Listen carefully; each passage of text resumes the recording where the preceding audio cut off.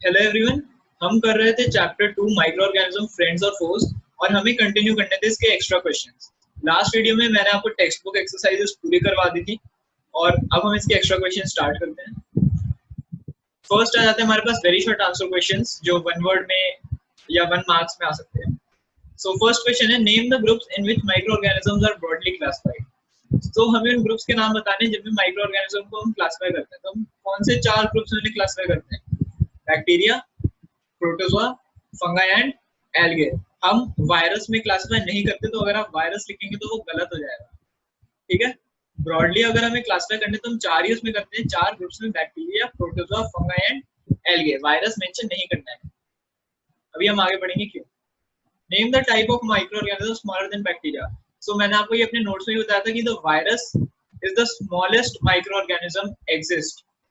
तो जो वायरस है वो सबसे छोटा एग्जिस्टिंग माइक्रो ऑर्गेनिज्म है। Third question, name a disease caused by food poisoning. तो ये मैंने अभी तक आपको नोट्स में नहीं बताया, ये नया क्वेश्चन है। जो डिजीज कॉज होती है फूड पॉइजनिंग की, क्योंकि जो फूड पॉइजनिंग है वो तो एक तरीके से क्या है, मतलब एक कंडीशन है। Food poisoning is a condition. उस कंडीशन से जो डिजीजेस होती हैं वो अलग होती है। तो एक डिजीज का नाम भी आप याद रख लेंगे, botulism. Botulism, it is a disease caused by food poisoning. Next आता है ये, काफी बच्चों को इसमें कंफ्यूजन होती है, what is the difference between freezing and refrigeration. हमने दो मेथड्स पढ़े हैं, मतलब काफी मेथड्स पढ़े हैं प्रिजर्वेशन ऑफ फूड के। उसमें ये दो अलग अलग मेथड है, एक है फ्रीजिंग और एक है रेफ्रिजरेशन। तो रेफ्रिजरेशन होता है जो हम घर में हर दिन करते हैं। रेफ्रिजरेशन का मतलब फूड को प्रिजर्व करने के लिए हम उन्हें रेफ्रिजरेटर्स में रख देते हैं, और रेफ्रिजरेटर्स का टेम्परेचर ऑन एन एवरेज होता है 0 डिग्री सेल्सियस से 5 डिग्री सेल्सियस। जबकि जो फ्रीजिंग होता है, फ्रीजिंग होता है store food at -18 degree Celsius, जो एक स्पेशल सेल्स मतलब स्पेशल एरियाज में होता है, उसे हम कहते हैं freezing, and that is at -18 degree Celsius. तो ये इंपॉर्टेंट डिफरेंस था फ्रीजिंग और रेफ्रिजरेशन के बीच।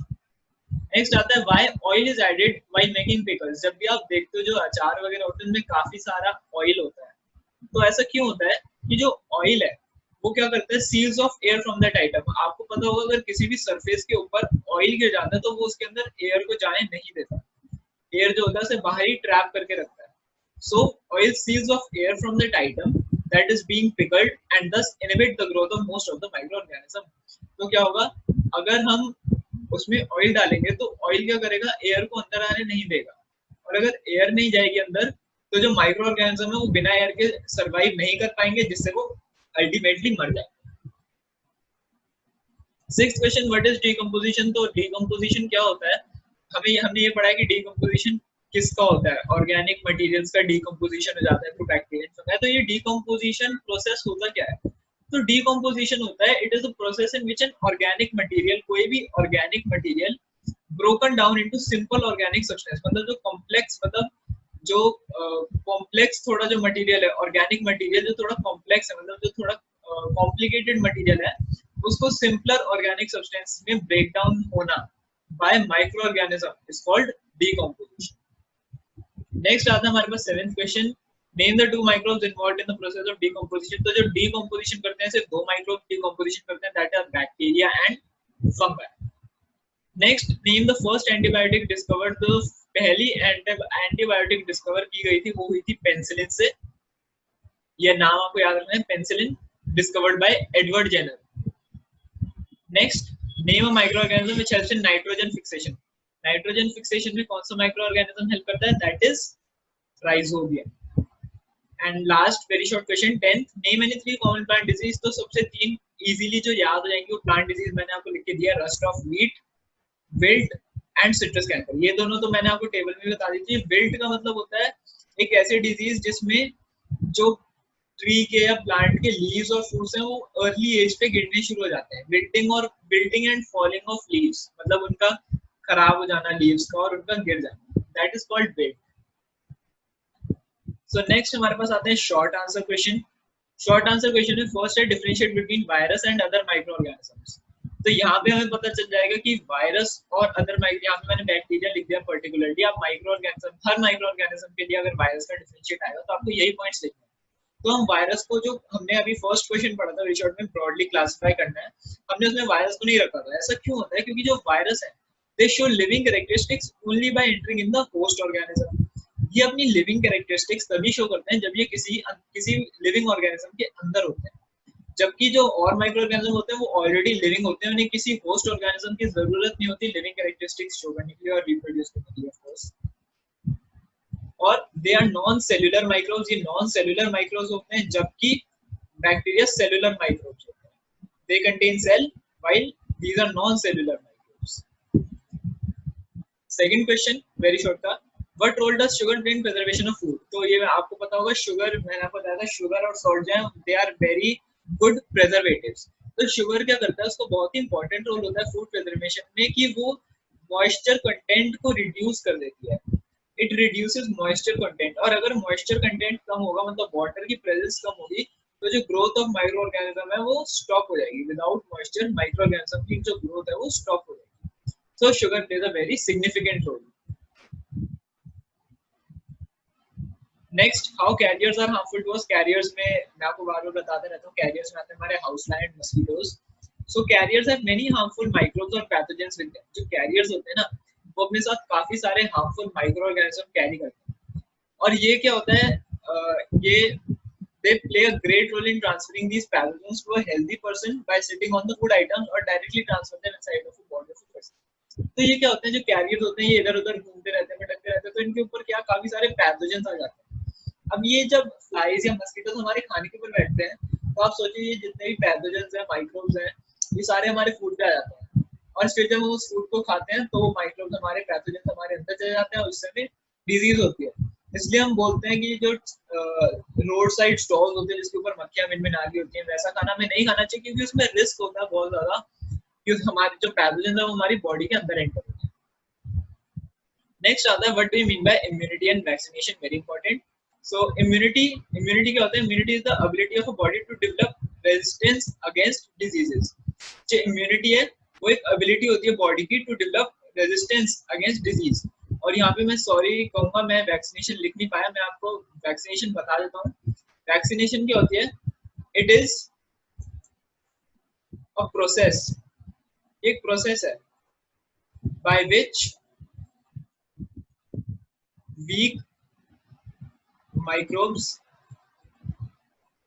are added to our body to make antibodies, या to stimulate वर्ड ज्यादा सही रहेगा, to stimulate antibodies against it। तो ये वैक्सीनेशन की प्रॉपर डेफिनेशन तो मैं नहीं कहूंगा, ये मैंने आपको समझाने के लिए लिखा है। बाकी वैक्सीनेशन की प्रॉपर डेफिनेशन मैं आपको लिखवा चुका हूँ पिछली वीडियो में, पिछली वीडियो में, मतलब ऐसी किसी वीडियो में जब मैं आपको नोट समझा रहा था तो मैंने आपको वैक्सीनेशन की प्रॉपर डेफिनेशन बताई थी, तो आप उसे वहां से जाके देख सकते हैं। नहीं तो ये भी डेफिनेशन सही है कि वैक्सीनेशन होता क्या है। वैक्सीनेशन को अगर आप समझेंगे, हिंदी में आपको समझाऊंगा वैक्सीनेशन होता क्या है, तो उसमें क्या होता है, वैक्सीनेशन में जिस डिजीज की हमें वैक्सीनेशन मिल रही है उसी डिजीज का एक वीकेंड या डेड माइक्रो ऑर्गेनिज्म, माइक्रो जो वो डिजीज कॉज कर रहा है, उसको हमारी बॉडी के अंदर डाला जाता है। अब हमारी बॉडी उसको देखती है और क्या करती है, उसके खिलाफ एंटीबॉडीज प्रोड्यूस कर लेती है।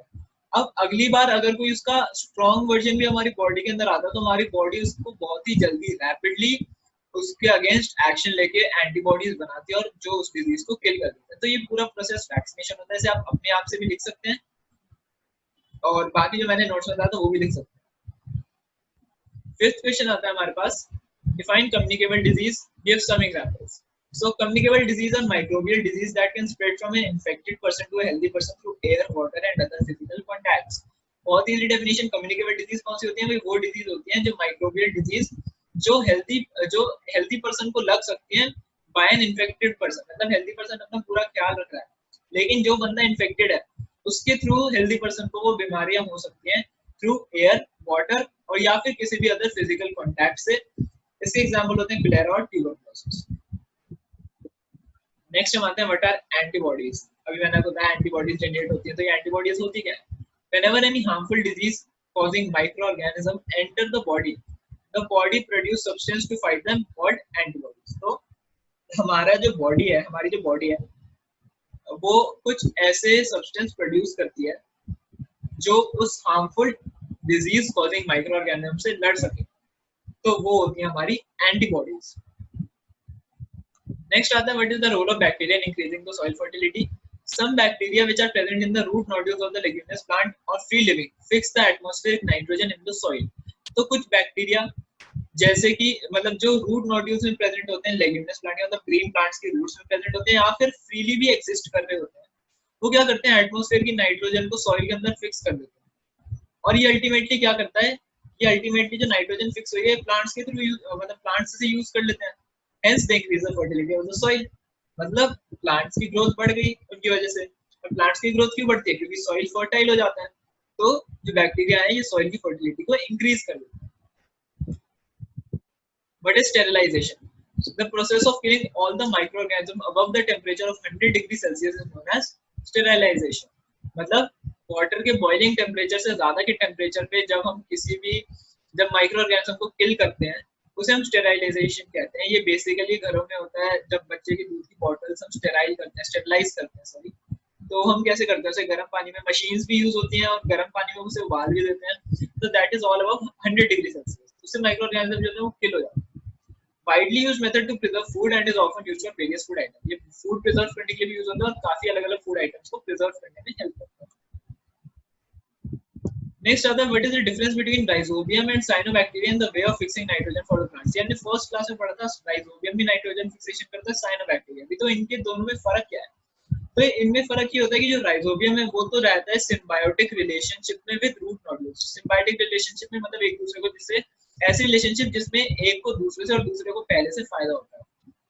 मतलब अगर दो ऑर्गेनिज्म सिम्बायोटिक रिलेशन में रह रहे हैं तो इसको इससे फायदा होगा और इसको इससे फायदा होगा somehow. So this is called symbiotic relationship. जबकि साइनोबैक्टीरिया वो अकेला रहता है, वो अकेला सॉइल में नाइट्रोजन फिक्स करता है। Cyanobacteria is freely living while rhizobium lives in symbiotic relationship with the root nodules of leguminous plants. Next आता है हमारे पास long answer question. So first है हमारे पास explain why antibiotics do not work against flu or any infection caused by virus। ये बहुत ज्यादा important question है, बहुत ज्यादा, सबसे ज्यादा इंपॉर्टेंट क्वेश्चन है एक्स्ट्रा क्वेश्चन वाला। कि जो एंटीबायोटिक्स हैं वो जैसे हम जाते हैं किसी भी केमिस्ट पे तो हम बोलते हैं भैया जुकाम हो रहा है, खांसी हो रही है, उसकी दवाई दो, तो वो दवाई जो होती है वो सिर्फ आपको कुछ टाइम के लिए आराम देती है। इट इज नॉट लाइक कि अगर आप उस दवाई को खा लोगे तो आपकी खांसी जुकाम एकदम चला जाएगा, ऐसी कोई दवाई नहीं बनी है। क्योंकि जो खांसी जुकाम है ये वायरस के थ्रू होता है, मेनली वायरस के थ्रू होते हैं, तो वायरस के खिलाफ एंटीबायोटिक्स काम नहीं करती। It is all about our immunity. अगर हमारी इम्यूनिटी अच्छी है तो ही हम वायरस से लड़ सकते हैं, कोई दवाई हमें हेल्प नहीं कर सकती। तो वायरस ऐसा क्यों होता है कि virus can not be killed by using antibiotics as their cell pathways are different from that of bacteria. ऐसा होता क्यों है? क्योंकि जो सेल पाथवे है, बैक्टीरिया क्या करता है, बैक्टीरिया तो हमारी बॉडी में जहां पे भी प्रेजेंट होता है एंटीबायोटिक्स उस जगह पे जाती है और बैक्टीरिया को किल कर देती है। लेकिन जो वायरस है वो तो हमारी पूरी बॉडी में फैला हुआ है ना। वायरस जो है वो तो हमारी बॉडी के अंदर ही है। हम वायरस के लिए हम एक होस्ट है, राइट? वायरस हमारे ऊपर ही रिप्रोड्यूस कर रहा है। तो अगर हम एंटीबायोटिक्स लेंगे भी तो उसका कोई फायदा नहीं होगा, क्योंकि एंटीबायोटिक्स वहां तक पहुंच ही नहीं पाएंगी। Taking antibiotics or virus is useless because it doesn't reduce the strength of the virus, nor does it reduce the duration of infection. तो ना वो इन्फेक्शन का ड्यूरेशन कम करती है, ना वो वायरस को वीक करती है। सिर्फ हमारी इम्यूनिटी होती है जो हमें एंटीबॉडीज बनाती है और वो उस वायरस को किल कर सकती है। सेकंड क्वेश्चन आता है, ये वाला क्वेश्चन आप डेफिनेटली याद करेंगे, ये वाला explain why antibiotics do not work against flu और any infection caused by virus. Second question आता है mention any 3 ways through which pathogens are transmitted। तो ये क्वेश्चन काफी बार हो चुका है। 3 वेज बताने हैं, तो सबसे पहले बता दें तो थ्रू एयर। एयर से कैसे होता है? When a person coughs or sneezes, tiny droplets containing a number of disease causing microorganisms come out of their mouth। जब भी बंदा कोई खांसता है या छींकता है तो टाइनी ड्रॉपलेट्स होती हैं, वो माउथ से बाहर आ जाती हैं और एयर में रिलीज हो जाती हैं। अब ये क्या, ये जो एयर में रिलीज हुई है टाइनी ड्रॉपलेट्स, ये किसी हेल्दी पर्सन के अंदर जा सकते हैं जब वो ब्रीथ कर रहा है और अल्टीमेटली उसे भी खांसी जुकाम का शिकार होना है। नेक्स्ट हमारे पास आता है by making direct contact with an infected person. अगर हम किसी इन्फेक्टेड पर्सन से डायरेक्ट कांटेक्ट में आ जाते हैं तो पैथोजेंस हमारी बॉडी में ट्रांसफर हो जाएंगे। एंड थर्ड पॉइंट आ जाता है हमारे पास कैरियर्स ऑफ पैथोजेंस। ये भी काफी कॉमन पॉइंट है, मस्कीटोज और फ्लाइज।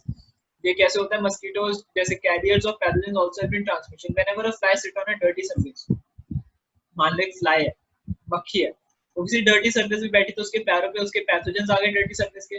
अब जब वो हमारे खाने में बैठेगी तो हमारे खाने में भी पैथोजेंस आ जाएंगे और जब हम उसे खाएंगे तो वो हमारी बॉडी के अंदर आ जाएंगे। ये वही अभी जो मैंने आपको ऊपर एक्सप्लेन करता सेम वही explanation. Third and last question explain Canning. Canning जो है एक फूड प्रिजर्वेशन का मेथड होता है। सो इसमें हम करते क्या है, heat at a certain temperature and for a limited period of time is used to kill the harmful micro organism as well as enzymes.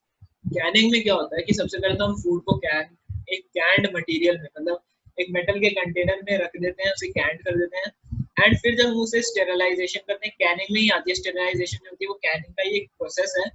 तो हम उसे स्टेरलाइजेशन करते हैं। स्टेरलाइजेशन में क्या होता है, हीट करते हैं उसे लिमिटेड टाइम के लिए और एक टेम्परेचर पे, जिससे क्या होता है फूड में कोई ज्यादा केमिकल इफेक्ट होता नहीं और जो माइक्रो ऑर्गेनिज्म है वो मर जाते हैं और जो एंजाइम्स है वो भी मर जाते हैं। It also helps in the removal of oxygen gas. और इससे क्या होता है, ऑक्सीजन गैस भी रिमूव हो जाती है क्योंकि कैन के अंदर एयर टाइट, मतलब एयर टाइट कैन होते हैं, उसके अंदर ऑक्सीजन नहीं होती और ऑक्सीजन नहीं होगी तो फिर और माइक्रो ऑर्गेनिज्म जो हीट से बच गए वो ऑक्सीजन से मर जाएंगे और जो ऑक्सीजन से मर गए, जो ऑक्सीजन से बच गए वो हीट से मर जाएंगे। So this is Canning. इसके साथ हमने सारे एक्स्ट्रा क्वेश्चंस अपने पूरे कर लिए। अब हम नेक्स्ट चैप्टर स्टार्ट करेंगे।